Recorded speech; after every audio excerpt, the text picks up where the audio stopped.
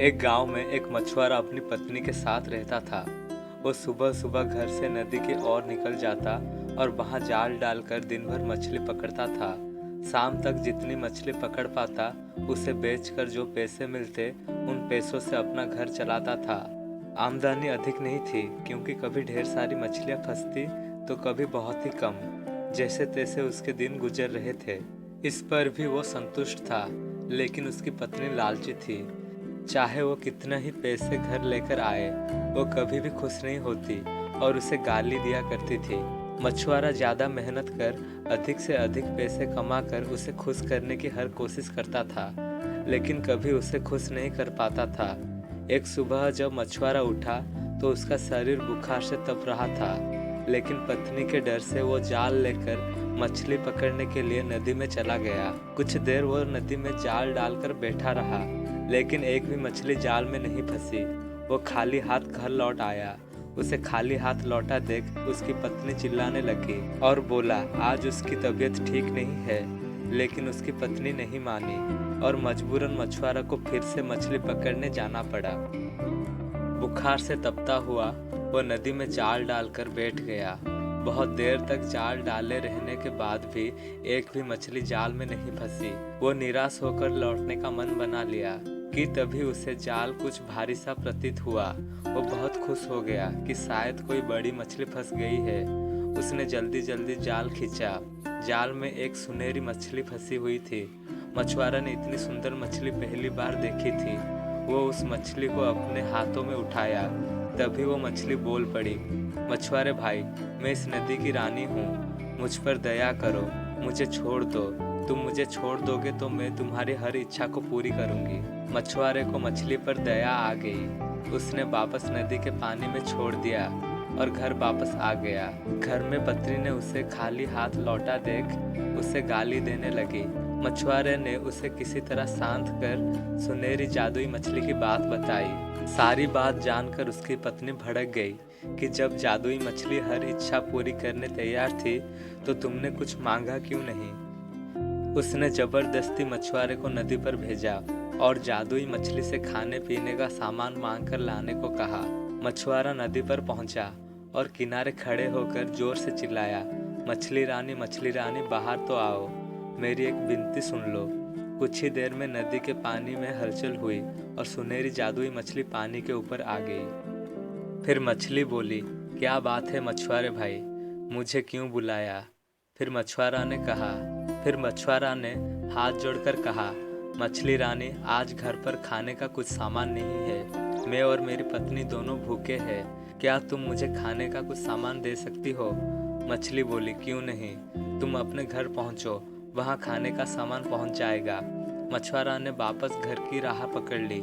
जब वो घर पहुंचा तो देखा दरवाजे पर खाने पीने की ढेर सारी चीजें रखी हुई है। उसने आवाज लगाकर अपनी पत्नी को बुलाया और वो सारी चीजें दिखाई।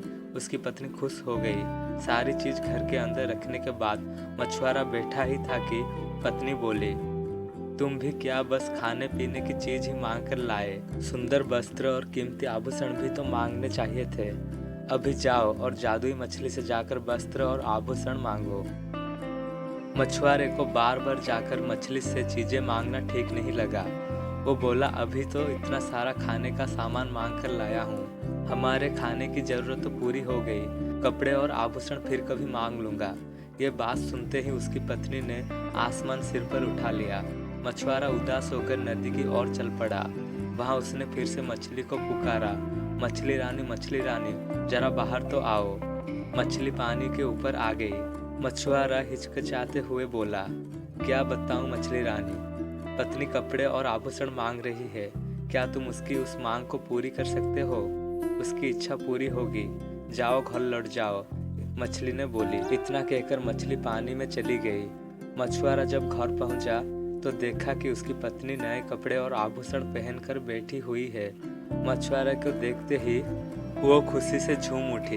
अपने नए कपड़े और आभूषण दिखाते हुए वो बोली, सुनो जी, मैं इन कपड़ों और आभूषण से मैं किसी रानी से कम नहीं लग रही हूँ। ऐसे में इस झोपड़ी में रहना कहाँ शोभा देता है। तुम ऐसा करना कि कल सुबह जादुई मछली से एक महल मांग लेना। अगली सुबह पत्नी ने उसे उठाया और जादुई मछली के पास भेज दिया। नदी के किनारे खड़े होकर मछुआरा ने फिर से मछली को बुलाया, मछली रानी जरा बाहर तो आओ। जादुई मछली पानी के ऊपर आई तो मछुआरा ने बोला, मछली रानी, मेरी पत्नी ने पूरा जीवन गरीबी में बिताया है। बरसों से झोपड़ी में रहते रहते उसने बहुत दुख झेला है। क्या तुम उसके रहने के लिए एक महल बना दोगी? उसकी ये इच्छा भी पूरी होगी कहकर मछली पानी में चली गई। जब मछुआरा घर पहुंचा तो देखा कि उसकी झोपड़ी के स्थान पर एक आलीशान महल खड़ा हुआ है।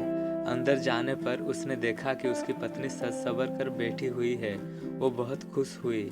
जब मछुआरे उसके पास गया तो वो बोली, महल तो रानी जैसा मिल गया है, लेकिन बिना सेवक सेविकाएं और सुख सुविधा के सारे सामान के रानी होने का क्या लाभ?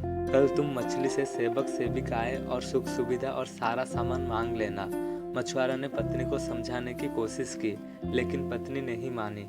अगले दिन मछुआरे ने जादुई मछली से नौकर चाकर और सुख सुविधा सारे सामान मांग लिए। घर लौटने पर उसे अपनी पत्नी सोने के पलंग पर आराम करती हुई दिखाई दी।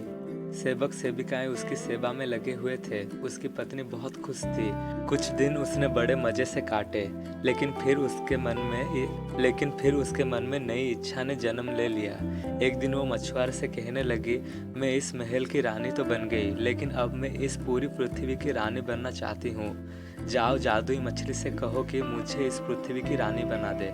मछुआरा अपनी पत्नी की रोज रोज की इच्छा से तंग आ चुका था और इस बार तो बहुत हो चुका था। उसने मछली के पास जाने से मना कर दिया। इस पर उसकी पत्नी उससे लड़ने और झगड़ने लगी।